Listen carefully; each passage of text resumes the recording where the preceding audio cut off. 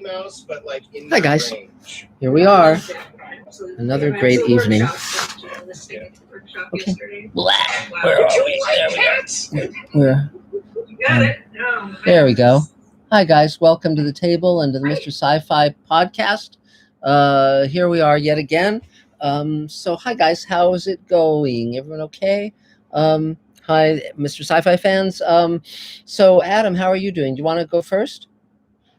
Sure. My head's a bit spinning, but Well, that's all the alcohol.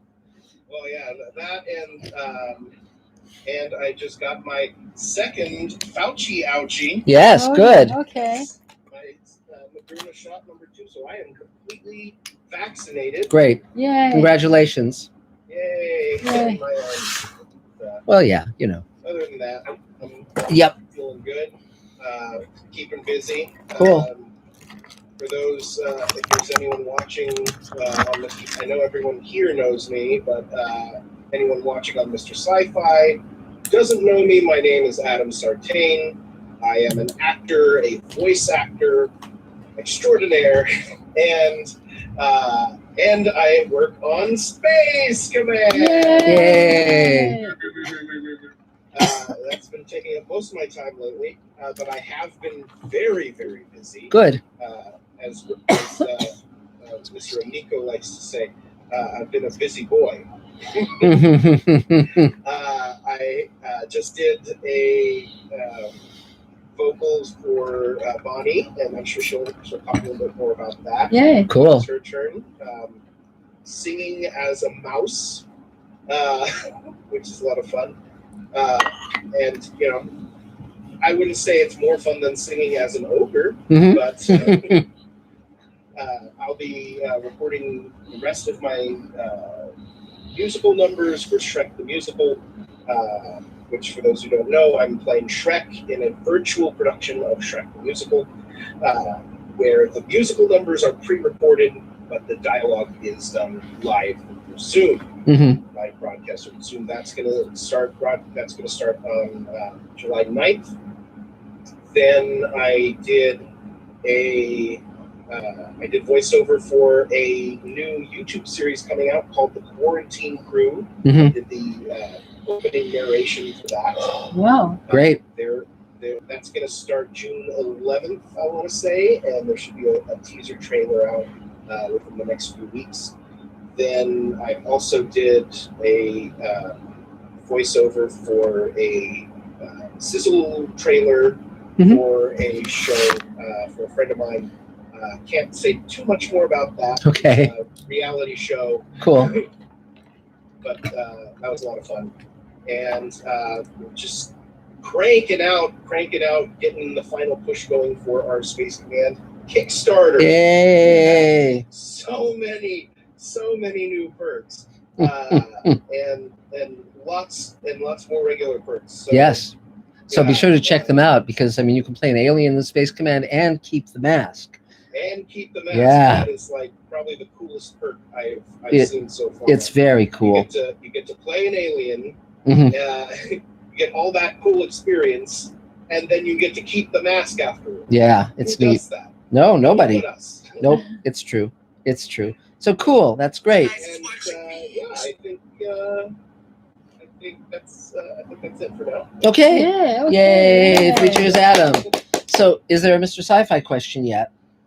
I am not seeing any new messages in the chat at all. Oh, wow. That's bizarre. So yeah. We'll have to, well, I guess I've reached the end of my sell-by date. So, you know. Yes, David. Do you Yes. consider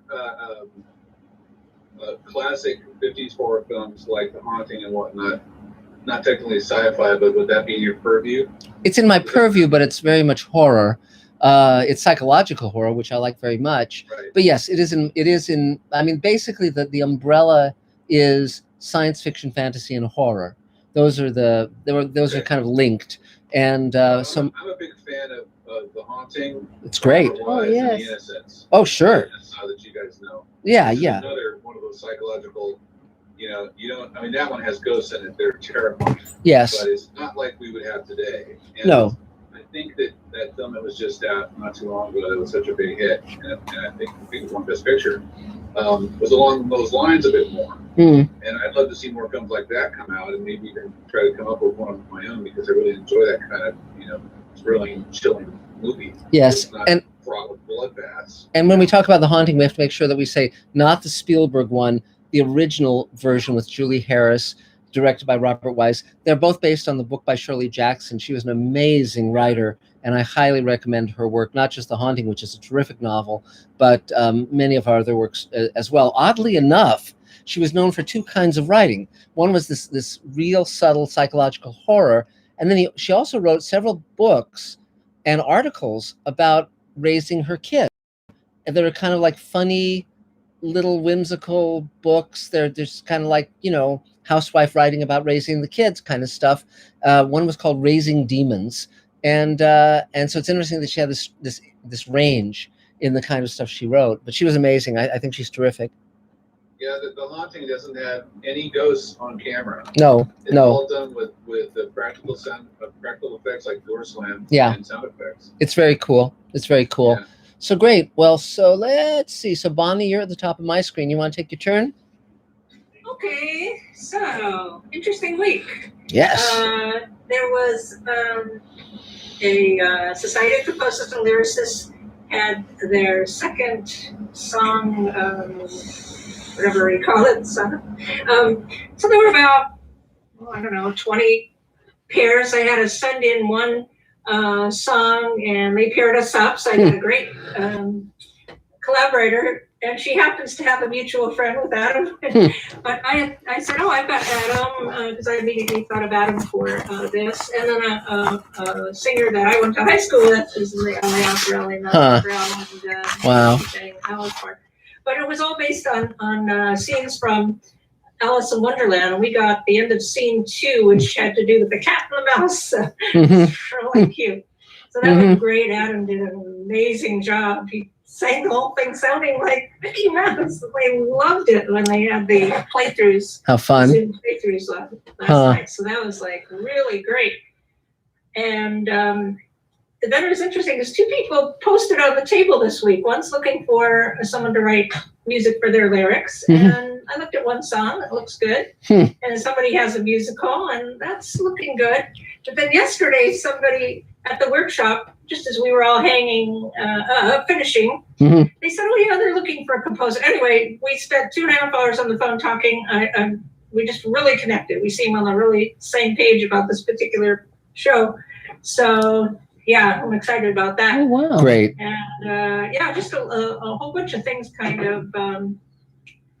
I'm going back now, finishing logos for 2 companies that are totally rebranding themselves and launching websites. So I've done work on that, and now they're doing their big launches and final edits. So I'm working on that, and there's something else. Anyway, must be something. But yeah, so just a lot of things. Maybe of course. And I'm now working on Mike Lopez's film. And so I suggested jazz, and he and the director, Tamir, thought that they loved that idea. Great. So, sorry, Joe's cleaning their picture. I see. Okay. But so they love that idea. I can really see jazz for the film. And it was very well done. Congratulations, Dave. Edited it, and Tamir did a great job directing. And Mike, oh my gosh, his acting in it was phenomenal. I was like, wow. And the female lead also. Anyways, very, very well done. And so just a lot of good stuff happening. And if anybody needs music, just let me know. Great. 3 cheers. Yay. So I'm not seeing any Mr. Sci-Fi people. Adam, is there? We do have this just in. We do have a question. Oh, good. From Bob Rich. Hello, Bob. And of course, Guy Linda and Gregory Krug are in, and a bunch of people are jumping on. Cool, great. The question from Bob is, in storytelling, how can we effectively build in stakes so that the audience can really feel what is at risk for the characters and for the world portrayed in the narrative? Well, you have to get inside of it, and you have to feel it.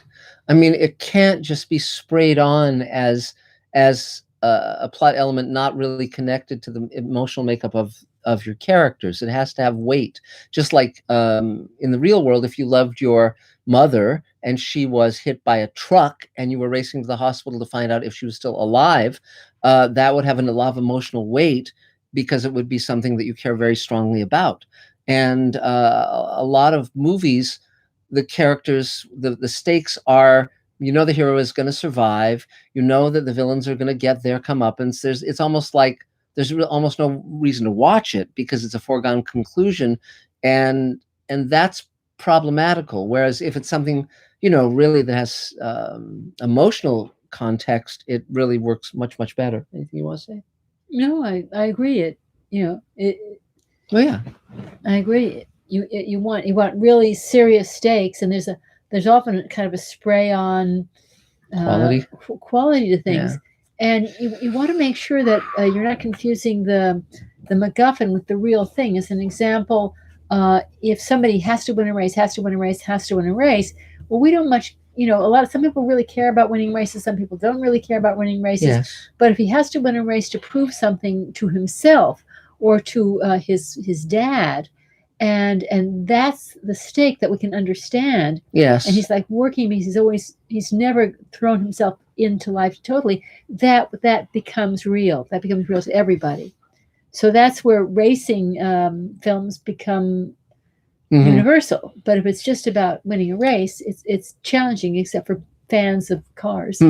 Yeah, but again, anytime you see a movie where you're connected to the characters, connected to the urgency of what's happening, it's a very good idea to break it down and say, well, why am I caring about these people? What makes me care about them? Why am I concerned about the situation they're in? Why is this engaging me? Because ultimately, a movie is a mechanism, and it's designed to make you care.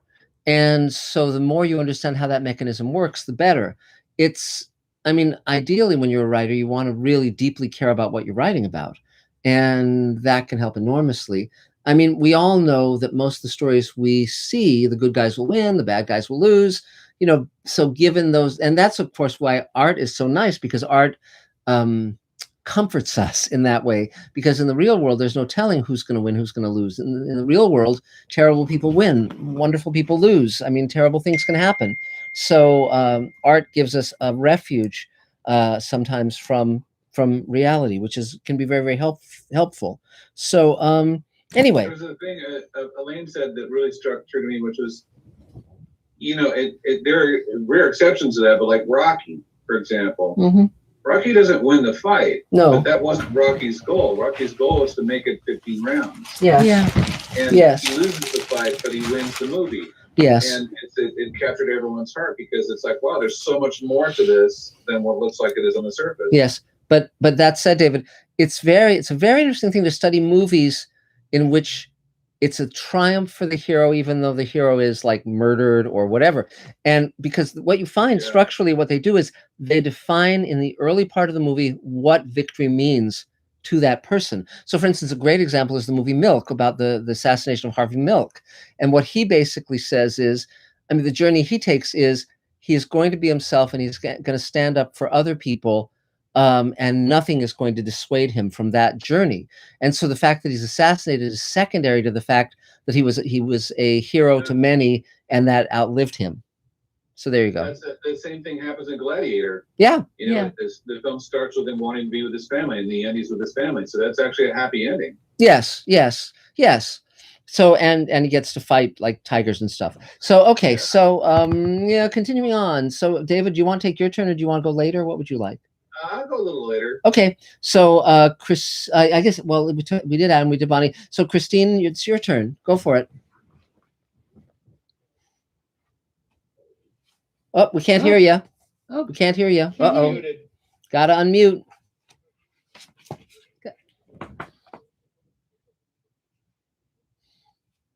Uh-oh. Look, you can't unmute. That's strange. Well, there you go. There you Okay. Go for it. Well, there you go.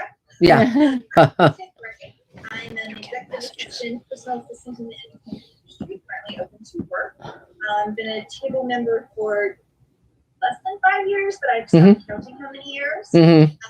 when I first got here, I said, I don't have a clue what I want to do. And I was very fortunate to work on a lot of other people's projects, to work behind the scenes in many roles, and occasionally in front of the camera, like the background design, and have had the opportunity to decide this is the direction I want to take my career in next.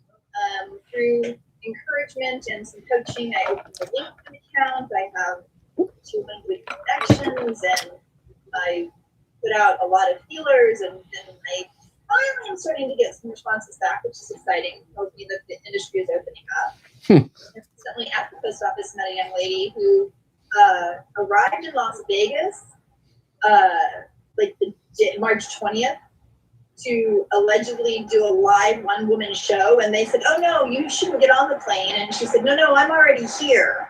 So she hasn't been home since that time. She's an actress. She does a one-woman show, and she just keeps getting interviewed, and she keeps getting put places. And so it gives me great encouragement that the industry is very well, very live, very kicking. It's very exciting. Yay. Cool. I definitely am thankful for the table. I don't have a specific ask right now. I'm just always glad to be here and touch in and say hey. I do have a class that started last week, so I will have to pop out shortly. Great, that's fine. I did have a David question, and he can answer it when I know. David's face just showed what the. And that is that it's coming the time frame for I Am the Flag. And I wondered if you have already started promoting that. And then you can answer that. You mean like a Memorial Day, a Labor Day kind of thing? Yeah. So I remember 4th of July. last year. It's a good 4th of July film, and it's a good. Yeah, what she's talking about is a film that I made, starring Jimmy Weldon, who's 96 years old, and he is a World War II vet. He was with Patton's Third Army when they liberated the Buchenwald concentration camp, and he's a big patriot. He just loves patriotic things, and he loves this country. So he does this amazing poem called "I'm the Flag of the United States of America," which is a famous poem. And I filmed him doing it, and then put behind him images of what he was talking about, and it now has almost 700,000 views. Great. So you're right; it is the time to promote that, and I should look into that because I'd like to get it over 1 million. I like to make Jimmy even happier than he is because he was just such a great guy, and I'm really proud of that little project. It's 7 minutes long. I've gotten several awards and more views than all the other films I've made of my own combined easily. So thanks for reminding that to me of that, and I will look into that. I might even need some help doing that. So you never know what kind of calls people might get. But yeah, I mean, it's the kind of thing where like he does that poem, and it's on like all the aircraft carriers. He did it for 5,000 sailors on an aircraft carrier, and they filmed it and they put it out, and all of the everyone in the military was watching this. I want to get this one video to the right general and say, put this out there, and it could be the standard thing that everyone watches. In fact, he said they were watching it every morning, right after their Pledge of Allegiance. And I was like, well, that's pretty cool. That's a really amazing audience to have, because it's not political. It's just about the people who believe in the United States as a concept, and the ones that would fight for it to make sure that it survives. And I really believe in that. So thanks for bringing that up, Christine. I will look into that. Cool. So great. Anything else, Christine? Yes, I had a Mark question, which may actually be a David question. I remember from the Perks when I was helping with Perks that there was a scrapbook 1 and a scrapbook 2. But then there was something that wasn't labeled a scrapbook, but I always thought of as scrapbook 3. Does anyone know that become part of scrapbook 1 and 2, or is it an undiscovered item? That's something else. Scrapbook 1 and 2 are the Star Trek scrapbooks, which were based on Mark's personal scrapbooks that he then narrated while we filmed him, and we're making another perk out of that, so we can have 2 or 3 perks out of the same one. But it's amazing because he was 10 years old in some cases, or even 12 or whatever, and to have him reminisce about that while we're seeing what they are and identifying which the pictures are was really very special. Yeah. There was not a scrapbook free done at that time. We have that. I think what you're referring to is the Star Trek time capsule. No. And there's also the Star Trek crates. Was it And- Star Trek, Christine, or was it something else? I feel like it was significantly sci-fi. Yeah, because And I'll send you guys an email about it. yeah, because at some point, various people on our team were scanning different science fiction conventions I went to. We were going to do a video about that at some point, but we never got around to it. So, because I was going to science fiction conventions in like 1972, 73, I mean, really early. And so it was pretty amazing, some of the those photographs. So, but cool. Anything else for now? No, nothing else. And Okay. I'll stick around for a bit, but I'll have to pop out for some class. But I appreciate everybody very much. Great. Well, thanks. Yay. 3 cheers. So is there another Mr. Sci-Fi question, Adam? Yes. I'm just sending a link to Judith. Oh, In the good. meantime, Great. we have a question from, what was it? Here we go. From O.D. Dillon, Oh, good. Hi. who asks, speaking about weight, do you believe that the weight is enhanced by cliffhanger endings? It depends on what you're talking about. I mean, you can have a cliffhanger at the end of an episode if you're going to have another episode short upon it, or if you're doing a trilogy of films, people will accept that there'll be a cliffhanger in film 2. But you don't want to do it. There are many movies that thought they were going to have sequels, so they ended on a cliffhanger, and then the movie tanked, like The Golden Compass, and then it's like, well, okay, that didn't satisfy. So you have to be very sparing with it. It's a trick. And I mean, it comes from the old serials, you know, and a lot of other places too. But the movie serials where they'd show half-hour installments before feature films at the movie theaters, and those would always end on a cliffhanger, but they were often a cheat. You know, I'm not a big fan of cliffhangers. I don't mind But by a cliffhanger. cheat, he means that somebody was about to go over a cliff and they were just plunging over the cliff, and then in the next episode they were fine. They didn't show how they got out of it. They just Right. showed they were out of it. Right. And so that yeah. kind of cheat. Yeah. But I believe in act breaks where you have some climactic, dramatic moment, and those are a lot of fun. So yep. So let's see. So I guess Dave Edison, you're next on my screen. Hey, hi everyone. Hope you're all right. So what's been going on this week? So, Not much. Dave Edison, editor of Things, mostly Space Command. Yay! Hey, I forgot the A part. And peripheral kind of stuff. It's been a busy week. What a surprise! We've got this Kickstarter campaign going on, and we're creating all kinds of little videos with enticing and delectable little goodies for people who like enticing and delectable little goodies. And because we're working on the second hour, I keep getting back. I'm downloading. At least I hope I'm downloading. You can never be too sure. A slew. I think that's the number. A slew of new VFX shots. Cool. From our guy in Chile. Great. And I'll be putting those in the cut and sending it to Mark when I'm damn good and ready. Yes. Or maybe slightly sooner. Yes. Yeah. So anyway, so just keeping busy. What else going on? Thank you, Bonnie. Looking forward to hearing your jazz for You'll Be Okay, Mike Lopez's film. Great. Mike Lopez's screenplay that Mike Lopez is in, that Samir Yardeen directed. And our buddy Marco Gushewitz, who will be here soon, is working on the color, and David Goldenholtz from the table is doing the sound design and the mix. So yeah, when you have something for me to hear, love to hear it. And we're just trying to hit a couple of film festival deadlines, which are the 24th or the 27th or something. Nobody tells me. So anyway, stuff goes to me, and we don't have to actually be totally complete and perfect for the screening, just so that we can have it sent to the festival in some kind of shape, and then if they like it, we'll have a month or so or whatever to finalize it. So cool. Other than that, why not? Check out my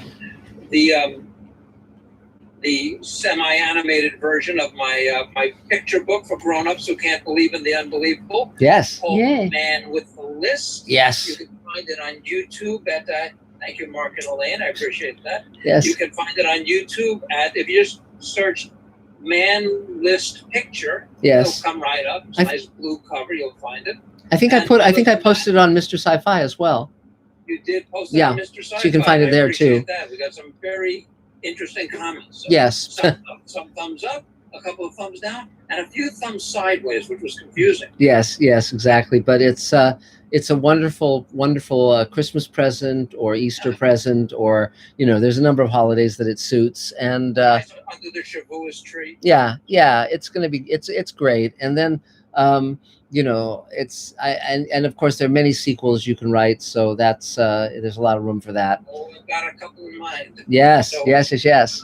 Or not exactly. By the way, speaking of sequels and cliffhangers, Yes. remember at the end of Buckaroo Banzai, Yes. Banzai will return, and I guess he didn't. No, he didn't. See, the problem is that it's anytime a movie decides that it's going to be a cult classic, you can't really bake that in. That's the audience determining that. So You cannot make a cult hit. I mean, right. Just look at Shock Treatment, the sequel to Rocky Horror. Yes, and so whenever they try to do. Buckaroo Banzai did have a cult following, which is odd enough, but it didn't make enough money to make a sequel. Yeah, it's an interesting and strange film. It's sort of an attempt to riff off Doc Savage, but it's interesting. It has a wonderful cast: Peter Weller and Jeff Goldblum and John. Lithgow. Yes, I'm sorry. St. John Lithgow. Yes, John Lithgow, of course. So, but yeah, it's there's it's worth watching, but it's definitely not my favorite. I saw it in the theater, and I saw it a couple of years ago, and I said, "Geez, that's enough." Yes, yes, exactly. So, anything else, Dave? There's just too much art. There's too much to watch. We watched something. I guess it was last night that you are mentioned in. Oh, good. But incorrectly. You named Scott Zicree or something. You remember? Could you pick up what film would be from that? Scott Zicree. I don't know. What is it? Green Girl. It's Green Girl. Really? They misquote me. That's great.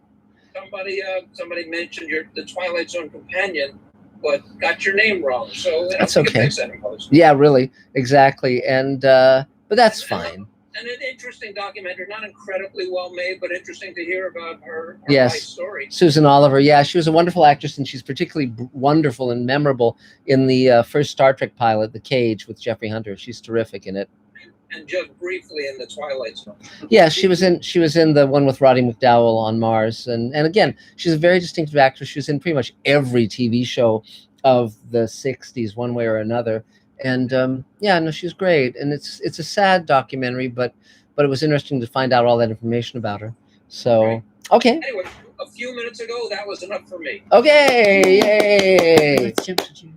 Oh, Judith, let's jump to you. Hi, Judith. Hi, Judith. Oh, you have to unmute. Can you unmute? Unmute. You're muted. We can't Wait, hear you. she's trying to unmute. Okay. Oh, no, we can't hear you. Uh-oh. Huh. Can you unmute? There you go. There you Okay, go. Yay. That's the first time someone has said to me, "You're not talking enough." Uh-huh. I just wanted to say hello. I'm getting stronger. Good. Apparently, I went to a massage place today for my arm. Apparently, I knew there was a bad break. But the good side is that there were 4 really good-looking men working there. Uh-huh. So that was fun.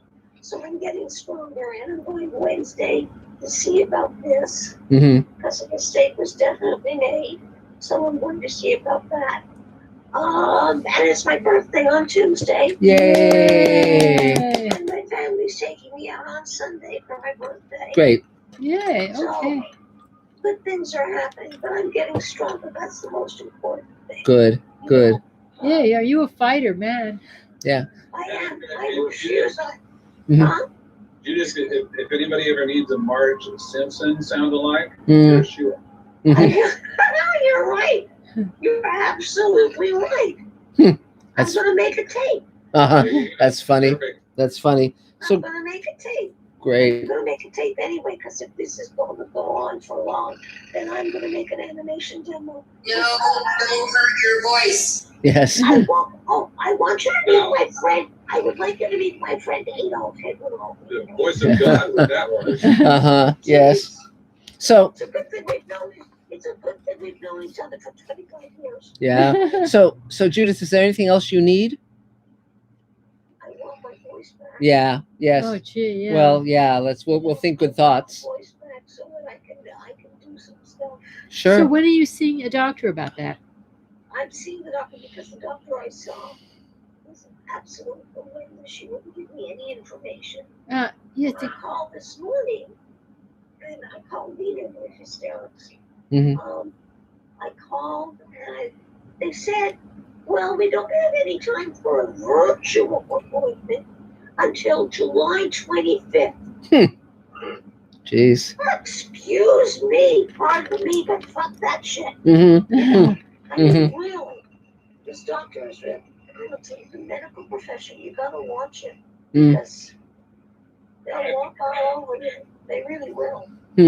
Okay. So I'll go on being Marge Simpson for a few more weeks. Okay. And then get, hey, Autumn, how are you, sweetie? Hi. It's Hi, good. Judith. I'll call you this week. I'll call everybody this week. Okay. I'm so tired of not talking to people. Yes. You know? Yes. Yes. Well, we're glad. Now that I'm at Autumn G, you know, I'm the place there. I can talk more. Great. Yay. Okay. Well, it's good seeing you. Yeah, thanks for joining Nice to us. see you. You know who to give kisses and hugs to. Yes. Yes, Yes, indeed. we Where do. are they, by the way? They're sacked out, They're so sacked out. we'll let them He rest. took them to the park to throw the ball, and it sacks them out for a while. Mm-hmm. Okay. Yeah. Here's my phone. Okay. Receiver, so I'm gonna go. Okay. Love you all. Take care. Bye. Cheers, Judith. Yay. So is there and there we go. Before we go to the next Mr. Sci-Fi question, I'll show you something interesting that David Bartlett's going to be helping me with. This is a reel-to-reel tape of me talking, a monologue of me talking about my life and what I want my future to be from 1973.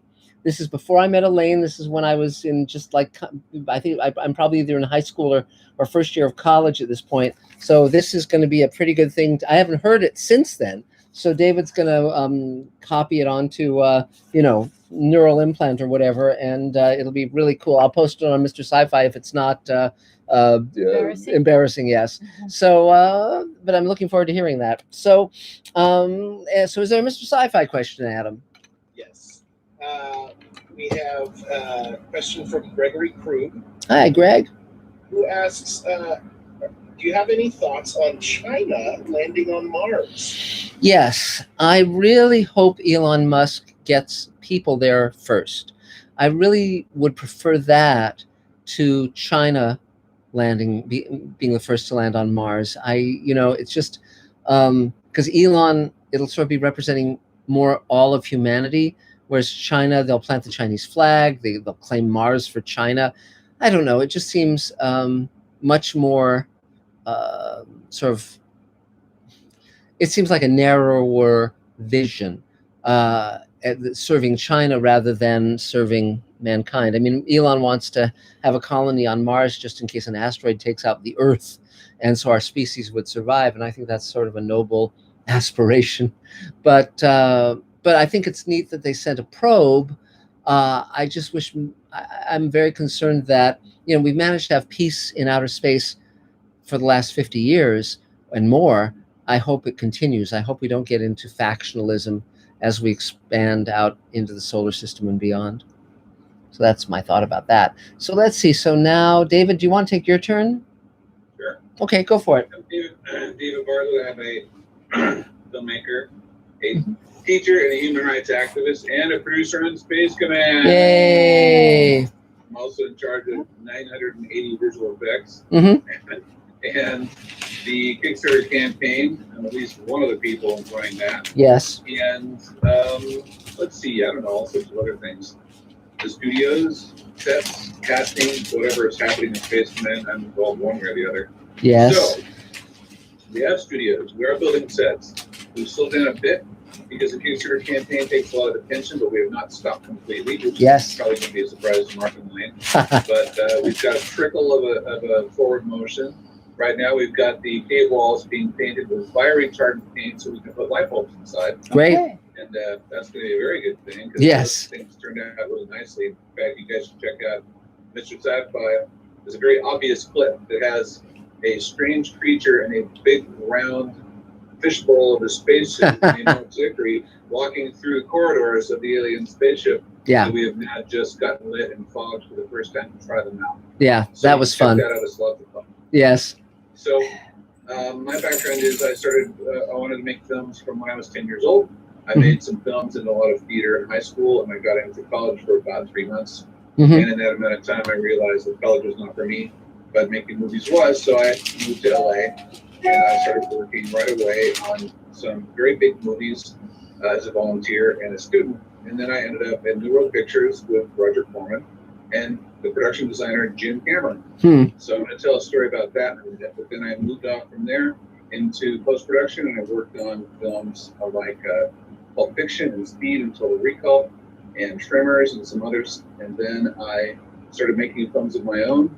I was edited a couple of features. I edited a feature on film. I edited 2 short films on 35mm film with splicers and tape. If y'all want to know what that's like, you can call me. But at the time, I mean, that's what you did. So I thought it was great. But it's a lot more fun now and faster, certainly. But I did all of that. And I started making films on my own. And now I have 65 film festival awards. So I've kind of run the gamut from the biggest movies to the smallest ones. One film I did cost $60. Mm-hmm. And one film I worked on was $85 million. Which Wow. was the biggest film ever made at the time, which was Total Recall. Uh-huh. It's funny they didn't advertise that. They intentionally wanted to keep it quiet because they didn't want it to be about that, but it was the most expensive movie. So Wow. that was exciting. Huh. So then I ended up somewhere along the line at a little thing called a meeting with David Rakelin and Mark about the Kickstarter campaign that they got $221,000 on. Yep. And because of that, I was reminded that I was actually a member of the table quite a few years before that. Uh-huh. And it was when it was at IHOP. Mm-hmm. So I am, if Tom Katz isn't here, I am the oldest surviving table member other than Mark and Elaine. But when he comes, he's beat me by about 6 months, so he can have it. But anyway, so it's been lots of fun doing that for a number of reasons. And I ended up working on Space Command and started doing what I'm doing now. I still continue to do independent films of my own around the edges when I have time. Great. Like I'm Flag, which was brought up earlier by Christine Mori, which is very nice to do. So today's story is, let's see here. I worked on 3 films of Roger Corman's studio. Galaxy of Terror, which is a ripoff of the Alien movie. He always did knockoffs of famous, expensive movies for very little money. And he got all sorts of people to work on those films. They were very talented, but they were broke and didn't have any way to work in Hollywood. And some of those people are James Cameron, Peter Fonda. There's so many, I can't even think of them. Ron Howard got his first film there, Gail Ann Hurd. Jim Cameron, of course. Martin Scorsese's first film, Francis Ford Coppola's first film. They were all done with Roger Corman. Robert Towne's another one. So I worked on 3 films together on the same sets. So he was famous for building one set of sets and using them 2 or 3 times. So one was called Forbidden World. Another one was called Android. And the first one I did was called Galaxy of Terror, which was the Alien ripoff. So I started there building sets for Jim as a set carpenter, and then the projectionists on the set, they had these, here's how high-tech their visual effects were. There was a sign on the set that flashed alarm, alarm, alarm. It was a guy behind that screen, which was tracing paper on a piece of plastic, with a slide projector that had a slide that said alarm, and a wooden paddle that just went like this, back and forth, like this, to make it look like it was flashing. So there were also some clever ideas that Rogers was, he would project with a projector on the set his last movie during some space battle that he had paid for, and they would put that on the screen, and the space battle would be projected on the screen, and the actor would look at it, and they would rehearse the routine. They'd shoot 4 or 5 takes of this with a loop playing, and the loop would run, and they would pretend like they were shooting back to the ships, and they do 4 or 5 times and cut, and they had a space battle. So the projector on the set broke one day, and I had repaired projectors in Oregon. So I was on the set, I fixed a projector, they put me on the film, I got my first screen credit, I got a $50 bonus, and I was the rear screen projectionist on Galaxy of Terror. And the visual effects supervisors of that show were Bob and Denny Skotak, who later did The Abyss and won Oscars and all these other films. Alien, no, sorry, not Alien 2, but they did Aliens, they might have done Aliens. Yeah, they did Aliens, yes, they did. Terminator 2. So anyway, they're really cool guys, and I once worked with them shooting a spaceship landing on a planet. And it took us all day to set this up. It was a big model. There was a planetary surface built, and we had a camera that ran 300 frames per second with film. The film was going through the camera so fast, it took 3 minutes for it to get up to speed. And when it got through the end, it whipped through the camera and turned into powder. It disintegrated. So we did this whole thing. We set up all day. We shot one take, and we got the film back the next day, and it was out of focus. So we did another take that was in focus, and that's the shot that's in the film. So that was me and Bob and Denny Skotak, and because I had taken a class from the Sherwood Oaks Film College in camera once upon a time that used that same camera. By the way, is the camera Stanley Kubrick used on the Ferry of London. The lenses he modified specially for that, which is a different, full other story. Same camera.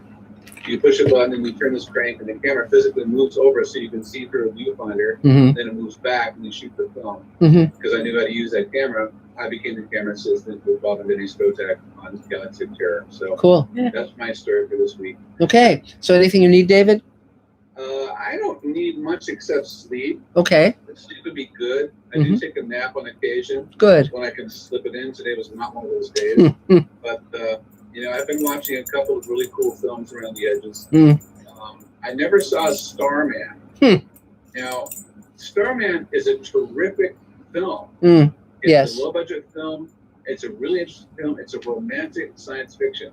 And it was really, really fun. So I recommend you watch Starman if you have a chance. Cool. And be careful about the DVDs, because some of them are the full frame, which means that it's about this big on a square, and it's a totally different experience, so don't do that. Right. But I saw Starman, and I saw The Innocents, which is a brilliant film, very scary, very minimal, 1 star basically with 2 kids, and a couple other characters. It's a really amazing film. So I've been doing that a little bit. Okay. The next thing is Space Command. Yay. So if you want to work on Space Command, you can talk to me. If you want to get paid on Space Command, you can talk to me about that too. If you want to volunteer, you can definitely talk to me about that. There are jobs that we can do that people can do at home, like organizing files on a computer, for example. That's one thing I would definitely need help doing. There's a lot of files. Nina, yeah, that's hooked up, Nina. So, Carol, did you raise your hand? Did I see that? No. Nope. Carol did not raise her hand. No. I'm waiting for the day that Carol volunteers. Yeah. So anyway, okay. Cool shades, by the way. So I will accept any and all comers to Space Command for whatever purpose. I'm particularly fond of giving people a job that they want to have that no one else has been able to give them, and work them up into that position. Moving up in a job, like if you're a coordinator and you want to be a second AD, which my old assistant, that's exactly what she did. We had a guy named Xavier, who was a military veteran, and he used to repair C-130 engines. And he thought he'd like to try some film out, so he came and volunteered. He fixed my printer. I put him on the set. He became a second camera assistant, and at our encouragement, went to film school on the retirement money that he got from the military. And now he's a director and has his own camera and he shoots films of his own. So I love helping people do that and get their goals and dreams. In the process, they can help me do Space Command things that Mark and Elaine need to get done. Cool. Okay, great. Pushing the Kickstarter campaign really hard. Go to the site, check it out, recommend your friends, pick up a little trinket here and there if you feel like it, but it's really, we've got a lot of stuff that's cool there that you can check out or have your friends check it out. Yeah. So the other thing is the table email. If you are a table member who does not have the email, I can help you. I think everybody on here that I can see has a table email. Yeah. But this also extends to the Mr. Sci-Fi people. Now, Linda became a table member and has a table email, and she's not here, which is a little surprising to me. Wow. So she had trouble getting the invitation or whatever. That's cool. but we'd love to see you here because you definitely joined from Mr. Sci-Fi. Great. And you're a great force there with lots of interesting questions and a great energy. And, you know, I think Scott Baker, he should hook up too at some point. I think Great. Funny did get the information correctly. Anyway, the point is, you can do that. I will leave my email in the chat here. It's davefilms, DaveFilms @hotmail.com. And if you need to get on or need trouble, if you're having trouble with difficulties or whatever, let me know and I can help you out. And that's the table email. Yay, yay, 3 cheers. You were mentioning By the way, Xavier, who you mentioned, shot the film that Bonnie is doing the music for, that Marco Gushowitz is doing the color correction on, that I edited. So wow. He went and shot a film. Pretty amazing. That's great. He's a talented guy. Yeah. He helped us shoot the fog test recently. We had a little miniature version of the fog test in Eric Jonas for my entire crew. I did camera, lighting, gaffing, all of it. You know, it was great. Cool. So, and then one thing you were mentioning movies, David, which is Elaine and I just saw a really cool science fiction movie that is very dark but very, very good. It's called Aniara.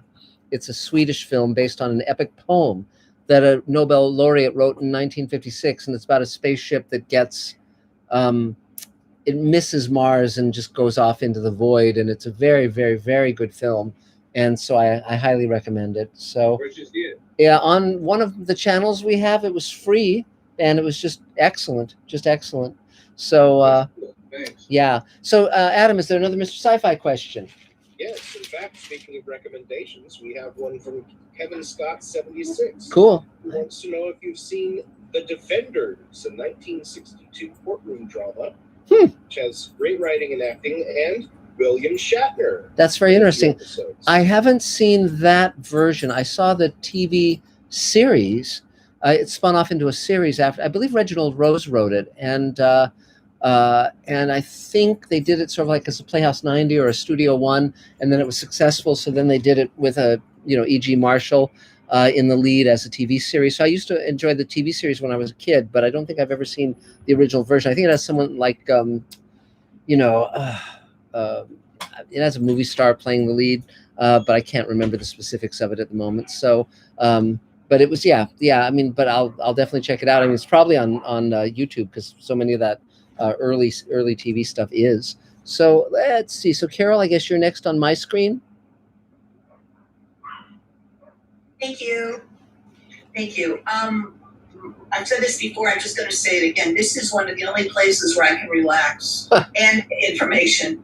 So, so I thank you. And you provide that for a lot of us. You bet. I have a little list. I was blown away by the death of my darling little friend, Charles Grodin. I hadn't heard of that. A good friend of mine. He was like a super mentor, and he really took me under his wing. And he's just a wonderful, wonderful, kind, beautiful soul, and I just didn't expect it. It's funny. I wrote him 6 months ago, and he didn't write back. And something's afoot. Yes. And what did he die of? Bone marrow cancer. Oh man, Jesus. Yeah, how do you pray your way out of that one? Well, yeah. It's like whatever. So Sucks. thank you for I was just really. So Carol, I wasn't prepared for it. I recommend one of my favorite films of all time is Heaven Can Wait, and Charles Grodin is absolutely. I know, isn't he amazing? Yeah. He is in that film. Yeah. He is. He and Diane Cannon. Talk about chemistry. Yes. The two of them in those comedy scenes, you can't beat it.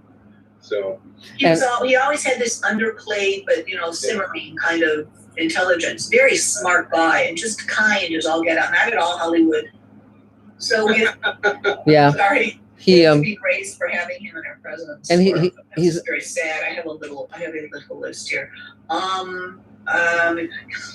Yeah, I finished writing my pilot, my second book. Great. It only took 6 weeks, and Cool. I sent it to my typist. I don't want to deal with final draft. Right. And yeah, it's going to probably turn into a movie of the week, proof of concept, Huh. instead of just like a pilot because it's a little long. But like, I don't care. I don't care. But my new literary manager wants it, and so like, it was fun to write. It was all based on something that was already written. So it was really fun. Of course, I wrote myself a part. Are you kidding? And so, no, I don't think like that, but it kind of went there. Where's my little list? Let's see. I saw The Sound of Metal. Has anyone seen it? It's great. Our sound guy from Space Command just won an Oscar for it. Yeah. It's a great film. The Sound was unbelievable. Yeah. It was. The two leads were so great. It's a terrific film. It's about a rock musician going deaf, and it's just spectacular. It's a wonderful film. It's on. I think it's also a little dark. Yes, You know, but it's a little hard to watch. Right, but it's on. I think it's on Amazon Prime, so for free. But I had a screener. Oh, so, that's great. Yeah, sure. I had a screener. Good. This is a funny question. When you write and you've got all these drafts and it's already going to print or whatever it is, how many of the old drafts do you save? You know, that's a difficult question. Elaine likes to throw out her old drafts. I'm a little bit sort of in the middle on that one, because sometimes, you know, for instance, if we want to have perks or something like that, people might want to get an early draft of one of our scripts signed by me. It's like a work draft filled with notes and so forth. It's a cool collectible. So I hang on to that stuff a little more than Elaine does. Elaine doesn't want any of her early drafts extant, you know, but the funny thing... I save every scrap of everything I ever do. I never go back and look at it, but once in a while, there's like, God, there was that thing, and you're lucky that you have it, and that's why I do it. Well, the fascinating thing, and this is something that's very important for everyone to know, is that because computer formats change so often, whenever you write anything, make sure you print out a paper copy of it. Ideally, you'd have 2 paper copies in 2 different locations, because there's so, I mean, you know, who has 5-inch floppies anymore? Who has a computer that can read them? You know, so it's ironic, because when I started writing professionally, it was before there were computers, and so you would have a typewriter and you know, like a Selectric, and you know, so paper copies were what you had.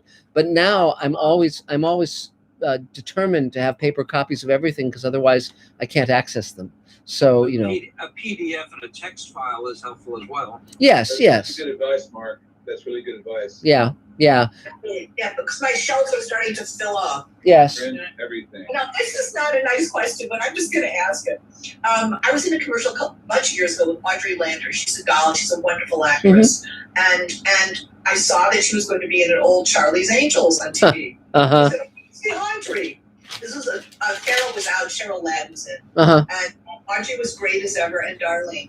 But I just have to say this. Kate Jackson, what's the other bimbo? Jacqueline Smith. Jacqueline Smith and Cheryl Ladd.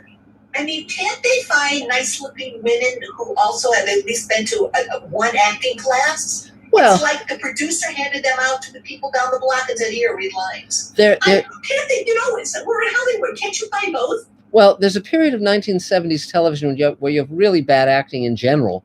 That's true. Whereas if you look at the 50s and 60s, those actors were trained. And so that whole ensemble that you had of actors through the 50s and 60s, I mean, you know, guys like John Fiedler and Burt Mustin and all these amazing character actors, Edgar Stelly and on and on. I mean, you know, it was, I mean, even the actresses, even the cheesecake actresses like Barbara Eden could act. And we talked about Susan Oliver earlier. She was very beautiful, but she could act. Barbara Luna was the same way, and there's so many of them. So yeah, and then by the time you got the 70s, that's when I think they were casting a lot of models, as you know, in roles, and they had no training at all, and that became very problematical. But now I think we've come around full circle to where you have a lot of actresses leading movies and leading TV shows that really can act to a fairly well. Right. Yeah. I mean, I don't mean to be rude to the girls, and I certainly wish them well, but I was watching it, biting my fingers off. Yes. Audrey saving the scene. Yeah. Yes. So anything else, Carol? Yeah, just one last question. Sure. When you write a horror film, Mm-hmm. do you kind of instinctively know when the scary beats are? Well, you better have some.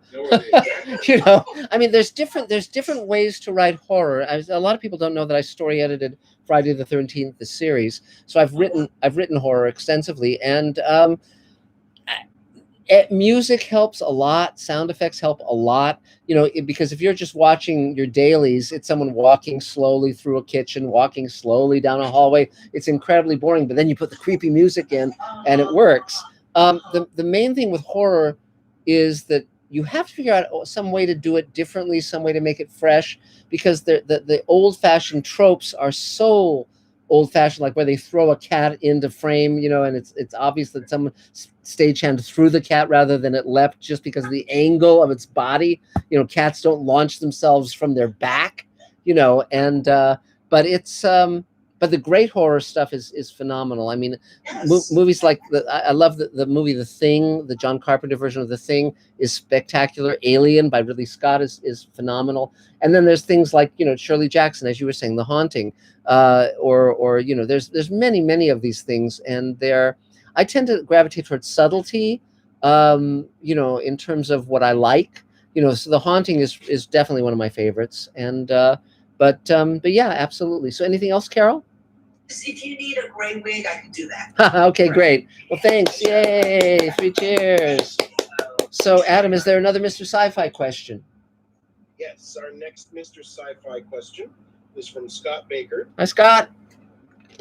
Who asks, until we hear some answers to the ongoing UFO news trickling out of NASA and the military, what kinds of answers might make interesting sci-fi stories aside from little green men from Mars? Well, or large blue men from Neptune? It's very tricky because it's very cool that the government is now saying, yes, these things are real. Yes, these videos are real, and having jet pilots testify about what they've seen, because it is astonishing. I mean, the powers, the abilities of these craft are just astonishing. I mean, not like human technology at all.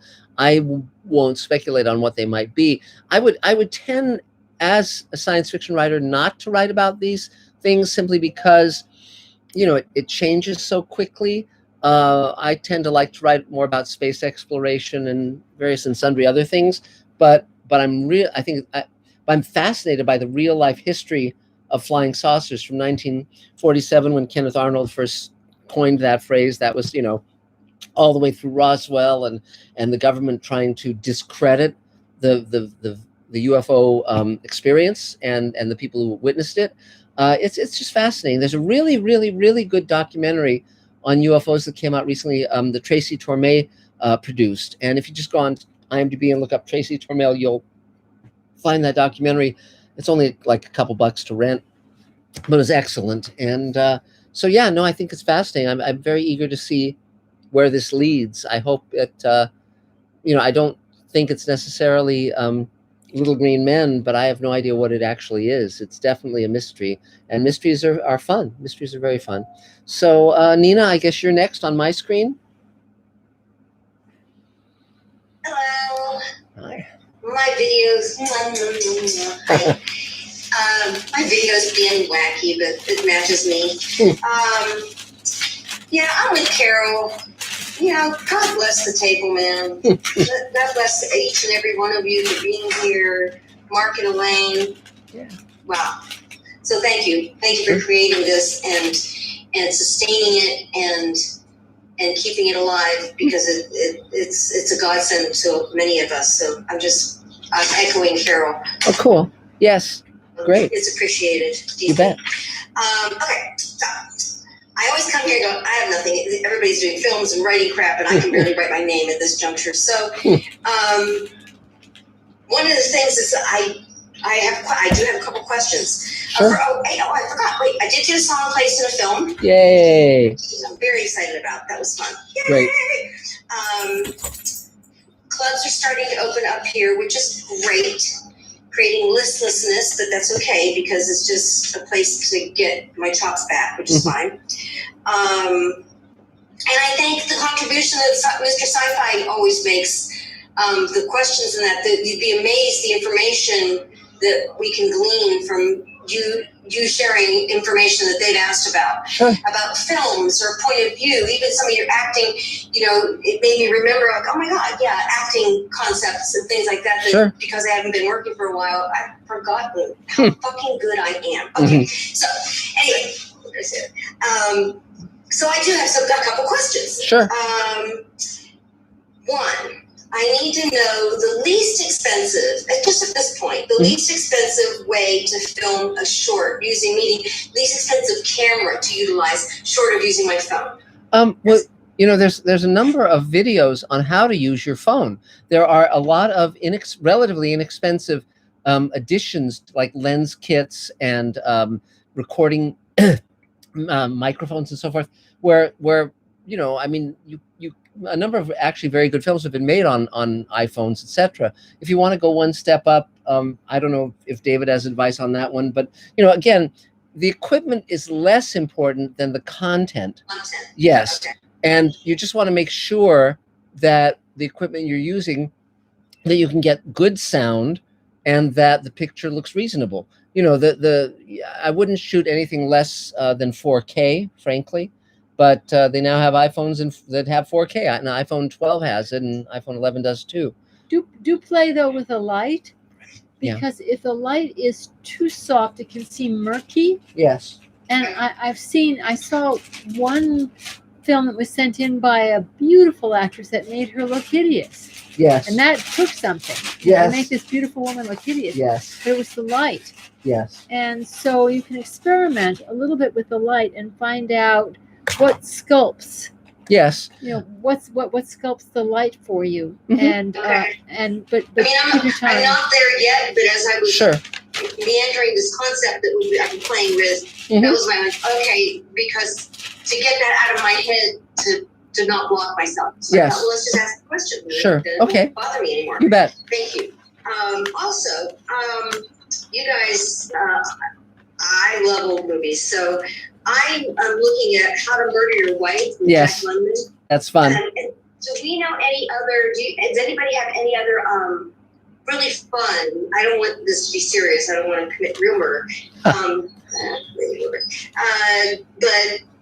I'm looking for any other fun movies that were about murdering a spouse side. Dial M for Murder is a Hitchcock film starring Grace Kelly and Ray Milland. That's a really good one. Let's see. Just saw that the other day for the first time. Yeah, really? It was shot in 3D, so it's pretty amazing in 3D. By the way. When it comes at you? Yeah. Another film. Let's see. There's Monsieur Verdoux, of course, is about a guy who murders a number of his wives. That's Monsieur Verdoux. It's a Charlie Chaplin film, 1947. Right. Yeah. I got it. Yeah. And what else? If you want another twist on it, you can go with something like Ruthless People. There you go. Mm-hmm. The greatest comedy ever made. Yeah. I love Ruthless People. Yeah. Gosh, I'll have to think more about that. That's. I'm sure there's a number more films of people murdering their spouses. You could go for The Fugitive. Yes. Right. And another one is Harrison Ford. Also, is the one with Bonnie Bedelia that I love. Lies Beneath is good. That's a great one. But the one I'm thinking of is Absence of Malice. Mm-hmm. Oh, right. Yes. Dear Belief fits in there too, doesn't it? What? I think Dear Belief fits in there too. Dear Belief is awesome. Yes. You know, you have all these in your head, but when you're asking yourself the questions, like, I can't remember anymore. Okay. Presumed Innocent. Love that. Okay. That's some of it. I'm looking for planning. That's what I'm, and that's a bunch of things. The Postman also always rings twice.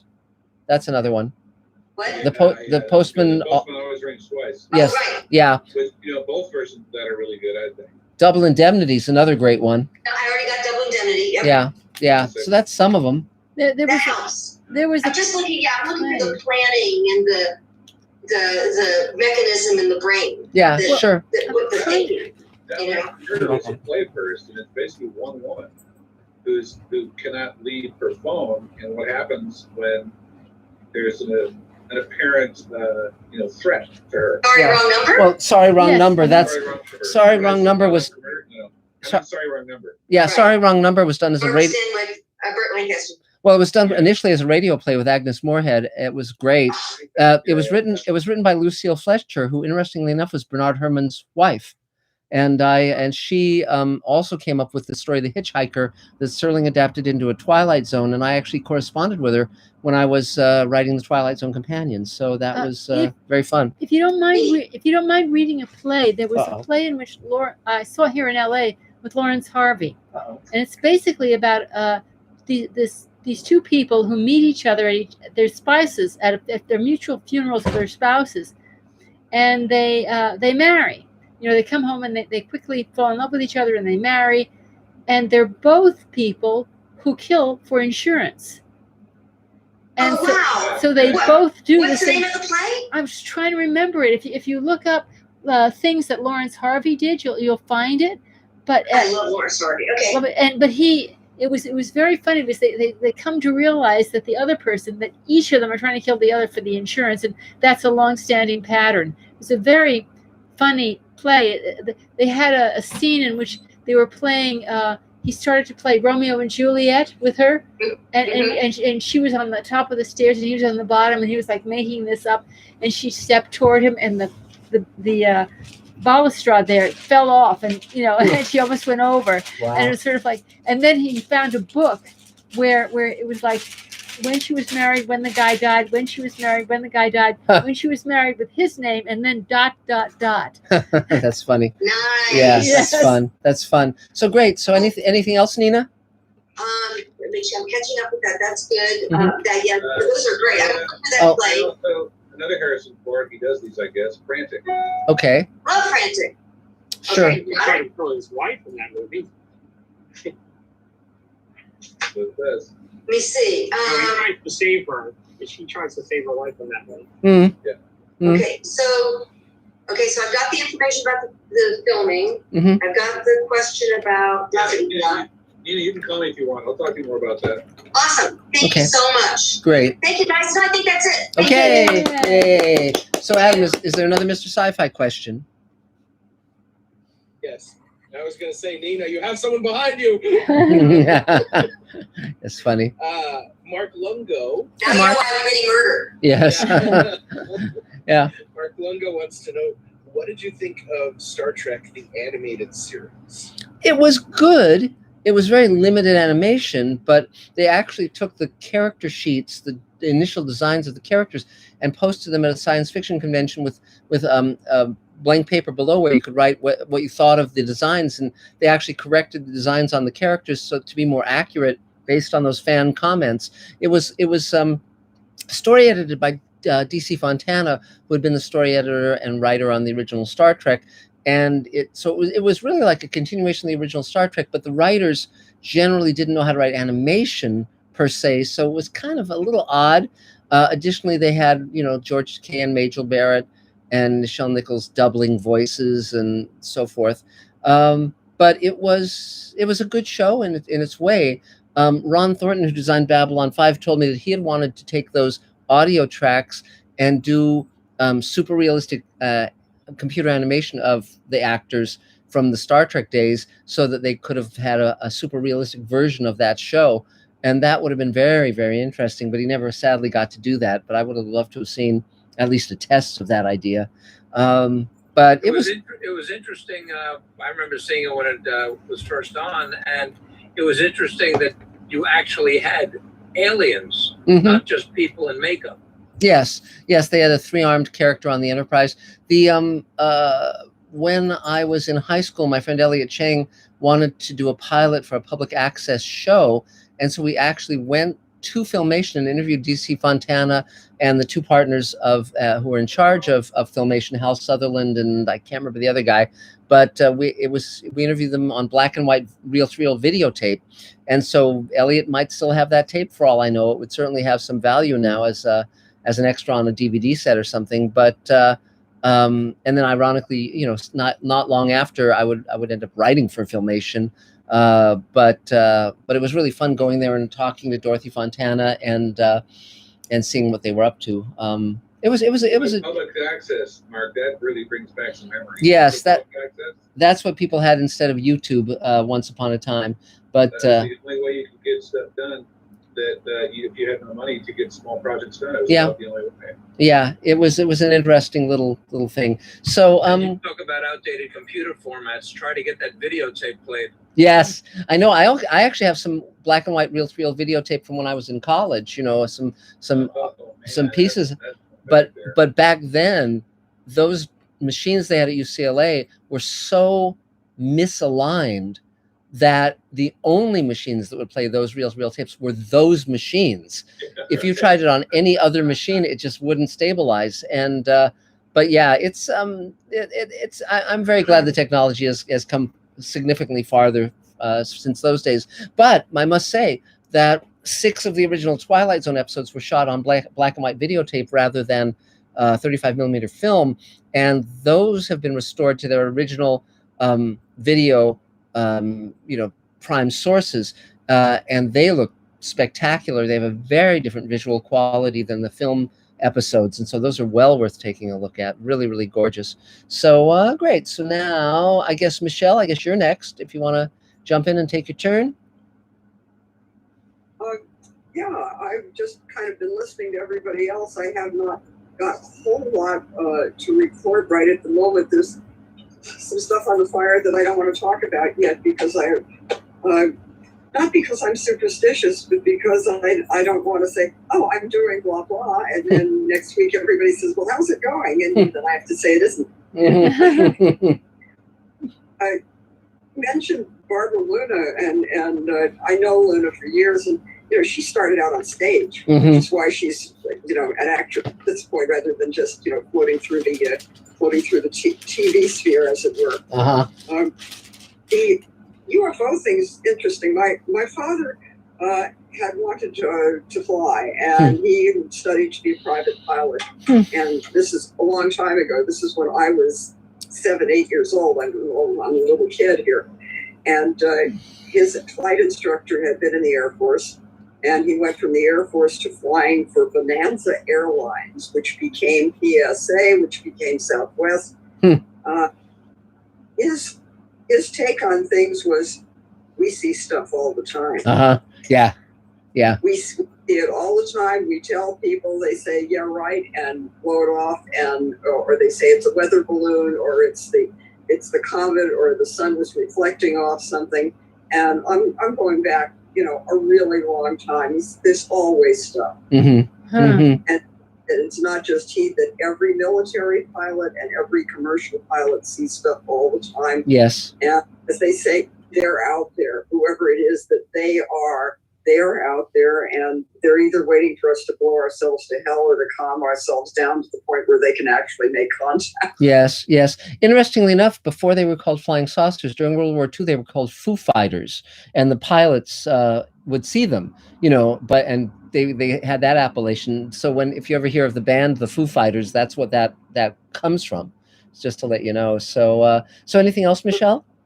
Well, if you want to go really far back into the Bible, Ezekiel saw the Yes. wheel way in the middle of the air. Yes. If you go back there, that's sort of Yeah. wheel and saucer aren't that different. If you go back and read his description of what he saw, it really reads like a non-technological person trying to describe a technological device. It's very interesting when you're talking about a wheel within a wheel and all of those things. It's a very odd piece of work, and you really wonder what he may or may not have seen. But it's a very curious description in every way. So very, very interesting. So anything else, Michelle?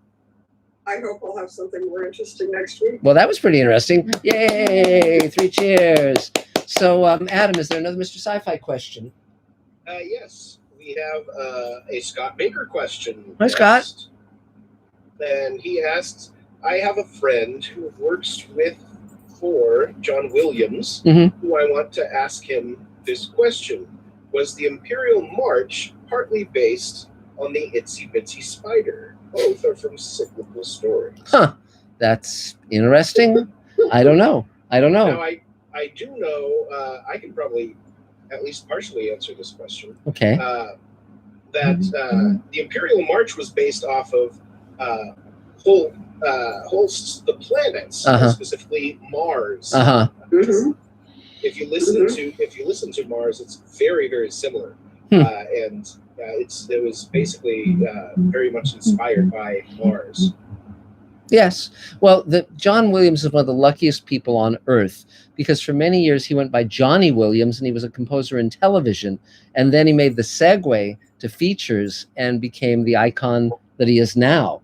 But he's one of the few composers who made that powerful leap from TV to movies. There are very few of those. And but he really, was a cottage industry between Jaws and Star Wars and Indiana Jones and all the many Superman, the many other great themes he wrote. So yeah, absolutely. So let's see. So Stephen, are you Hi, awake? I'm here. Yeah, go for it. So what's going on? I want to let you all know that I'm a college grad as well, and Good. I'm curious how much help that would help me get into the industry. It depends on if those skills are helpful in terms of what you want to end up doing. I mean, it can be helpful, yes. And but it's not a shoo-in, but it's, yeah, sure. I mean, the fact that one is able to get a degree, the fact that one knows a lot about something, that can all be very, very useful. But yeah, but then, letting people know the skills you have is a good idea in general. What was your major? Screenwriting, Elaine. Ah, okay. Well, do you know, have you looked up the people who you went to school with? Do any of them have positions where you might contact them? I don't think so. A lot of people, I don't know what happened with a lot of those people. Okay. But a screenwriting degree is no guarantee that one will get a career as a screenwriter. It's unusual in that way, obviously, because if you went to med school, then you probably become a doctor. But it doesn't hurt. I mean, it doesn't hurt. It gives you knowledge. The knowledge can be useful. And the relationships can be, if you can track them down. Yes. So anything else? Go ahead. So are you going to have any networking events in the area in the coming months? Yes. I mean, basically, we're probably later part of June, we might resume in person, but we'll probably have some Zoom component so that we don't exclude the people who are, out in the other parts of the country and the world. That would be good for me. Yeah, we'll figure it out. We'll figure something out. Maybe. Thank you, Mark. Yeah, we'll make it work. But great. So anything else, Stephen? Nope, thank you. Yay! 3 cheers. Great. Is there another? Talking with you. You too, as always. Adam, is there another Mr. Sci-Fi question? Yes, we have a new question from Protector Enforcer. Okay, great. Who asked, why wasn't the Lensman series made into a Netflix, Amazon, Apple, Discovery produced TV show?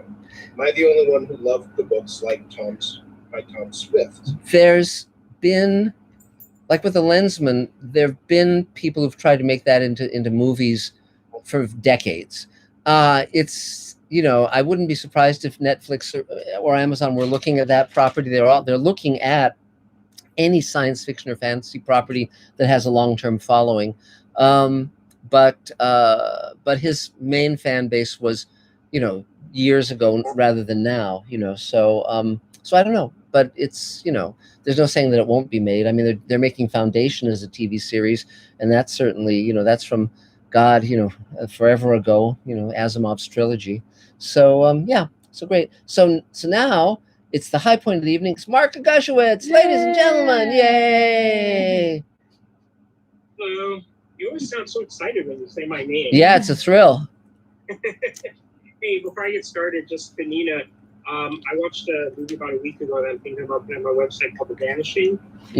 And it's not about a guy who kills his wife, but there's a whole planning phase where you spend a lot of time with the antagonist as he practices what he's going to do. He even goes out and fails a couple of times. Wow. So you're thinking about a planning phase. And that's the original, not the remake of Jeff Bridges. Was divorce Italian style? Make that very clear. It's the Jeff Bridges.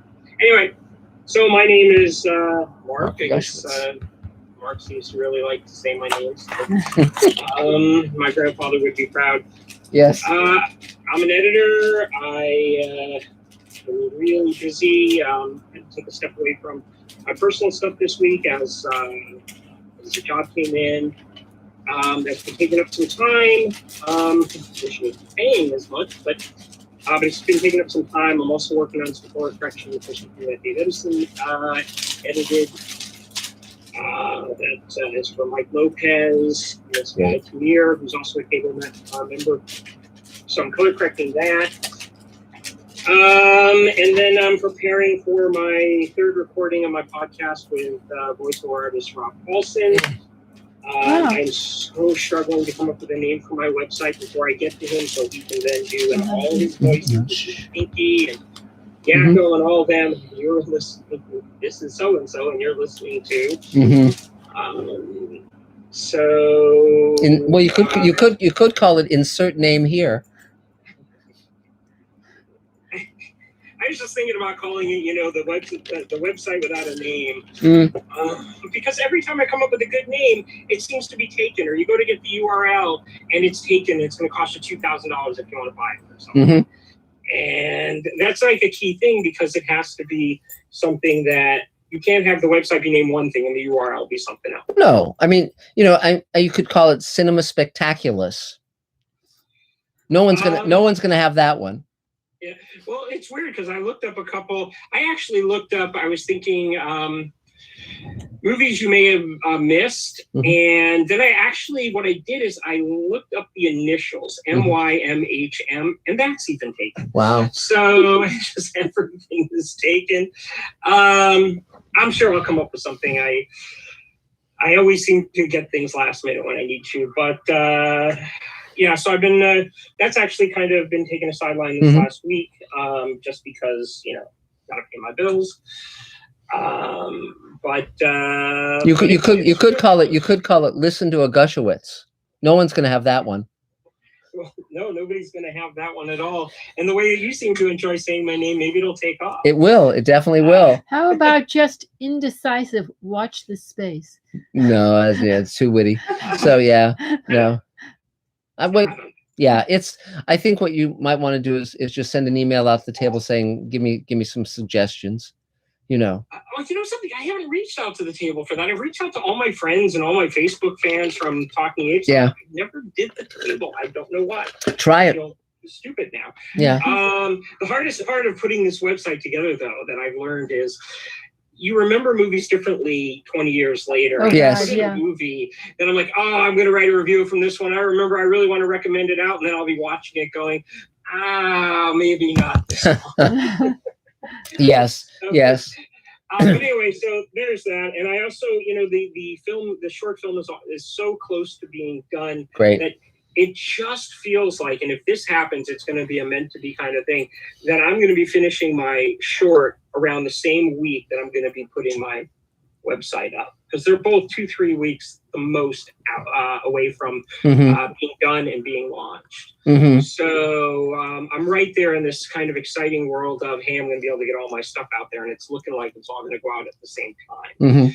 So that's kind of exciting. Other than that, I mean, yeah, the only thing I need right now is for my website. But I'll reach out to the table email. That's a really good idea. I don't know why I didn't think about that. What you might want to do, Mark, also is maybe have a prize for the one that you choose. So in other words, one of your movies, one of your little known films, you could have it like a DVD of that as a prize or something. That kind of would, you'd get more response. Right. Well, if Adam can find me a really good name, when I talk to Rob Paulson this Monday, I could say, hey, I've got a friend who's got it. I've already suggested Diamond in the Rough Cut. I know. Yeah. And I'm not. But also, You've Got to See This. Yeah, I think that's you got to see this doesn't flow, but it's along the lines of what I want. Yeah. Something like that.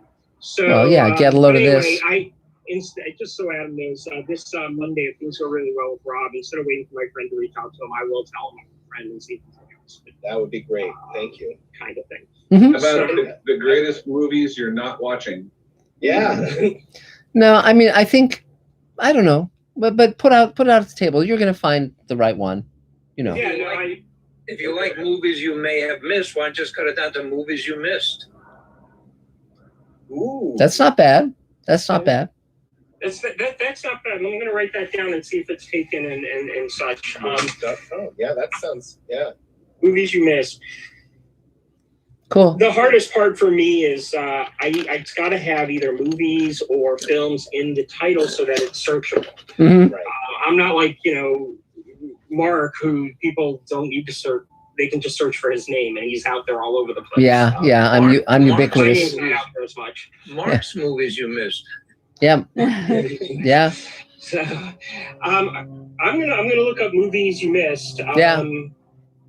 That's the good. reason I was going with movies you may have missed is just because I'm gonna do some movies that I feel like a number of people have seen or they know, and but they didn't really pay enough attention. Mm-hmm. Okay. There's just enough of those out there. So sure. Anyway, that's me. That's me. Great. Yay. 3 cheers. Well done. So, Adam, is there another Mr. Sci-Fi question? Yes, and I forgot to mention earlier, as part of all the other stuff, and I put this out in the table email already, but my 3rd episode of my podcast, Inside Animation, is out, and I interview you, Mark Zicree. Yeah.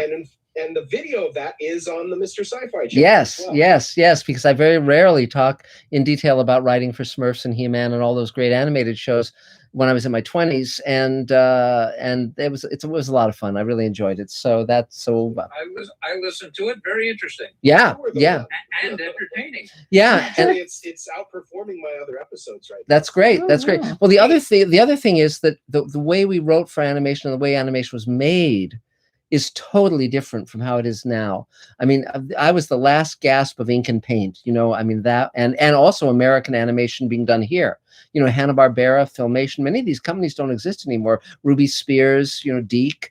I mean, there's, it was really a very distinctive time in the late 70s and early 80s for animation. So yeah, no, I'm glad I was part of it. I really am very glad. So our question is from Kevin Scott 76. Hello. And he says, for Mark and Elaine, imagine if you both had switched genres in an alternative timeline. Yes. Where Elaine is the science fiction writer, for instance. So how do you imagine it would be different? Boy, that's a strange question. It's interesting. I'd be more thoughtful and you'd be less thoughtful. I don't know. We went through. I'd probably be, given my nature, if I went for science fiction, I'd probably be going for a softer. Yeah, I mean, you'd be like the Joanna Russ, Ursula K. Le Guin, Kate Wilhelm, the Carol M. Schwiller kind of thing. You wouldn't be, one of the. Well, I'm sure it would be a softer, more sociological science fiction, and in terms of Mark doing the harder, the non-science fiction pieces, God knows, I think there would probably be more of an edge. It's hard to say. I mean, the funny sci-fi of social justice, but the funny, you would have more social justice-y sci-fi. Yeah, but the funny thing is that Elaine and I both. I mean, we've both written westerns, we've both written horror, we've both written comedy, and romantic comedy. I mean, I was a producer. Yeah, but I was a producer on Lazarus Man, which was a Western, and we wrote several episodes together. And we've done a cop, detective kind of drama when we did that pilot with Tom Fontana. You're writing about the mafia now, interestingly enough. Yeah, what I found, in when I ask, like, when I go to celebrity talks and interviews, I usually don't ask about genre. I usually ask about themes that they're drawn to over and over. So, I mean, for me, and for Mark, we can more talk about the themes. We slip across genres, but themes and the human condition and the way in which the human condition is examined tells you more about, I think, writers. And if you want to get a job for a showrunner, that's a kind of a better question to ask, what themes they're drawn to over and over, rather than the specific genre, because that's a little more narrow, and people do, writers do tend to crisscross that stuff. Yeah, but I mean, the real answer is that having written many different genres, you still have to find a story that interests you in whatever genre, and whether it's Smurfs or Lazarus Man or any of these shows, you have to find something that is core to what you feel strongly about. And so fortunately, Elaine and I have a wide variety of interests and experiences. And so that helps a lot. That helps a lot. So yeah. So that's the answer to that. So let's see. So Ming, you're up. Go for it. Hi, been a while, everybody. Hi. Mark. Good to see you. Been. I spent weeks for finishing my school, and Mhm. I just finished the last class. Yay! 3 cheers. Minutes ago. Excellent. Oh, Good. So just jumping. Thank you. So recently, today I had a presentation about recently work. Since I made it from March until yesterday night, about 5 project short film. 3 of them are animation, and one of them I worked as a sound designer. I really follow them and those directors. This is just bring you guys some good news happened on me recently.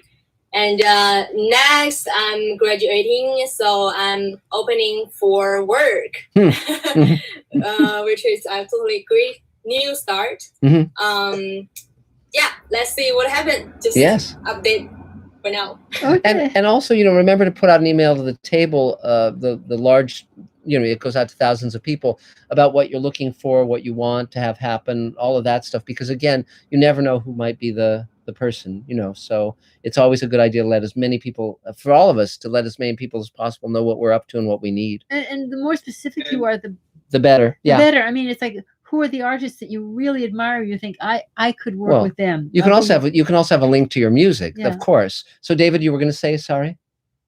Call me. Call David. There you go. That's awesome. Yeah, that's great. That's great. Anything else, Ming? Nope. That's it. Okay. Congratulations. 3 cheers. That's great. So, Adam, is there another Mr. Sci-Fi question? Yes. We're going to go to a Mark Lungo question. Okay. Who asks, what do you think of the upcoming Time Warner Discovery deal? I haven't really looked into it very closely. I mean, all of these companies are combining in interesting ways, and it's my main focus is making what I want to make. Fortunately, we're in a good position to do what we want to do. I can't, it's always going to twist and turn and twist and turn and twist and turn, whether it's Comcast or any of these different conglomerates. So it's just the pieces moving around. But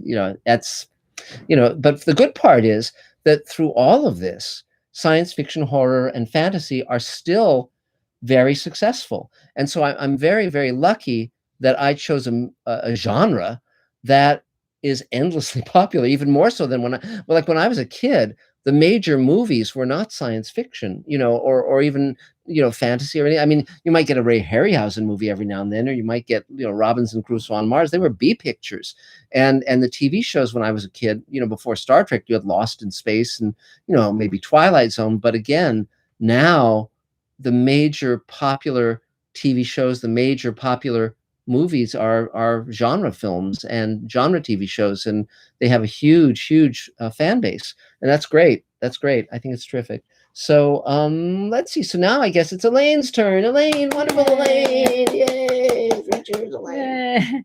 Well, I mean, right now a lot of focus is on the the Kickstarter campaign and putting that together and getting, because we have a great team and we have a great show and lots of talent. We just need money. Yeah. And so all suggestions are gratefully accepted in that regard. Yes. And beyond that, other things are I have a lot of things in play. Yes. And so I'm waiting for one of these multiple things in play to get a little bit more movement. To settle down, yeah. To settle down, and stop waiting on the play. Yeah, really. So fortunately, I'm open to, there's a number of things that I'd really like to have happen. And so fingers crossed, but that's about it for me. I'll certainly let you know as soon as something pops. Great. Terrific. Yay, Elaine. So is there another Mr. Sci-Fi question, Adam? Yeah, I think I've got one more Mr. Sci-Fi I can do here. From Juan Suros, who asks, do you think there will be consolidation or fragmentation of streaming services in the next few years? getting tired of all these $5 charges. Yeah, there'll be both, actually. Some of them will succeed, some of them will fail, some of them will combine. It's just whatever the market will bear. I think everyone keeps talking about there being less production because there's over 500 scripted comedy and drama shows, and that's way too many for anyone to possibly even sample. But for now, it's a fascinating landscape, and of course, what's happened is the major networks have all become streaming platforms. So there's Paramount Plus, there's Disney Plus, which is ABC, of course. Paramount Plus is CBS, etc. Peacock is now another one. So that's Universal NBC. So they've all seen the way everything is heading, which is toward VOD, and that's a good thing because now you can watch shows when you want to watch them. But it is, you have to be a little cautious about how many of them you subscribe to because, what I tend to do is if there's a show I want to watch, I'll subscribe for a month and binge watch that show, and then cancel my subscription because usually there's only about one series. I mean, we watch a lot of stuff on Netflix and Amazon Prime, but beyond that, I might watch one series on Hulu or whatever. Yeah, so one has to be a little bit judicious. Yes, go ahead. I hear someone talking. What? No? Okay. But so now it's me, finally me. Yeah. And so it's very busy. We're doing our Kickstarter campaign. We're over the halfway mark. If someone wants to help us, go to the Kickstarter campaign. You can get T-shirts, you can get walk-on rolls, you can get producer credits.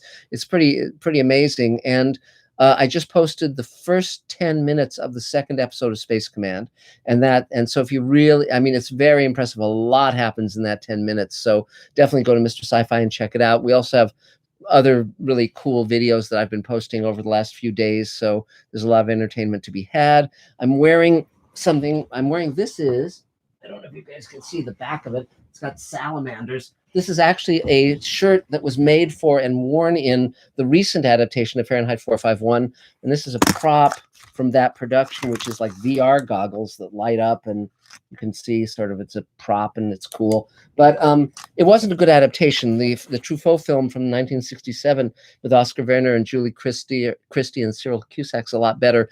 But this came up on eBay, and it's like, oh, okay, I'll get that. Ray was a friend, and I don't mind wearing a Fahrenheit 451 shirt. But beyond that, I finished the first draft of the new book, and I'm just proofing it and reading it and see how it reads, and then we'll go from there. We actually have a perk on the Kickstarter campaign where you can get my galleys, my manuscript, copy of my manuscript of the book, plus a T-shirt that says "Green lighting yourself" on the front, and on the back it says "Mark Zicree's got your back." So that's really fun, and people can get that on the Kickstarter campaign. So everything's moving along. It's mainly just getting enough done in a day, really. And but we're working on Space Command, we're working on the Showrunners Network, we're working on all sorts of stuff, and it's all fascinating.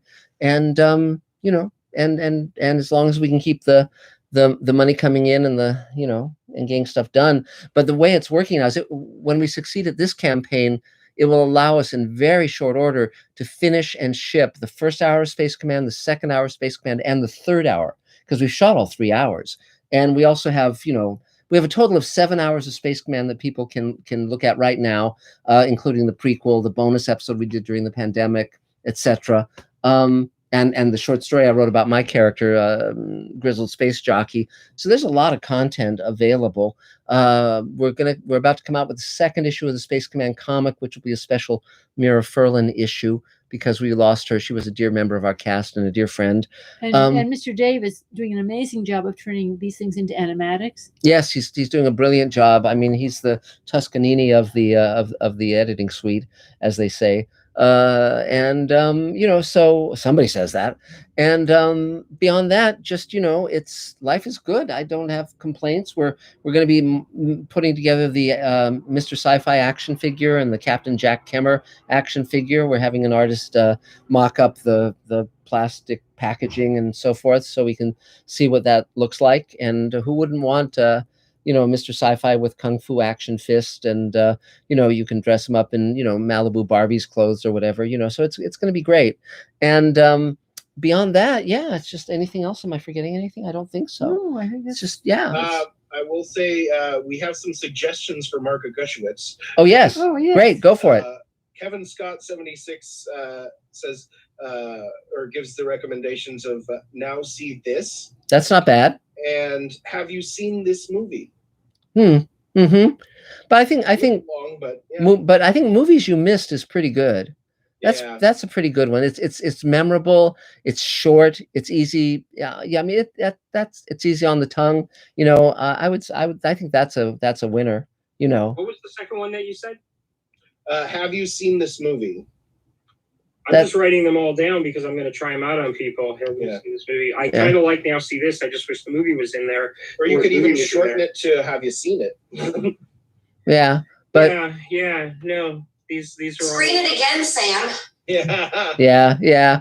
No, but I think but put it out at the table, and I'm sure you'll get a lot of suggestions. Yep. So I will. Great. So whoever that was, thank you. Yay, that was Adam. Yay. So okay, great. Well, Kevin Scott 76. And so, so again, we've come to the end of our wonderful time together this Thursday evening.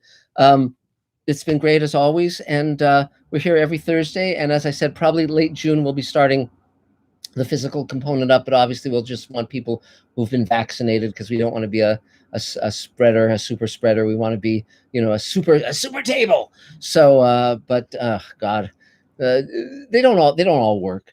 So, but but definitely go to Mr. Sci-Fi. Please go to our Kickstarter campaign and throw a little coin our way. But life is good. We're having a great time. The dogs are well. We're well, and every day is a joy. I can't imagine anything cuter when I was just walking them now, and a fire engine went by, and they both threw up their heads and went, woo, woo. Yeah, it's great. So, okay, cool. Well, so great. So we'll see you next time, guys. Thanks so much. Take care. Bye. Bye, guys. Take care. Bye. And bye, Mr. Sci-Fi friends. Take care. See you next time.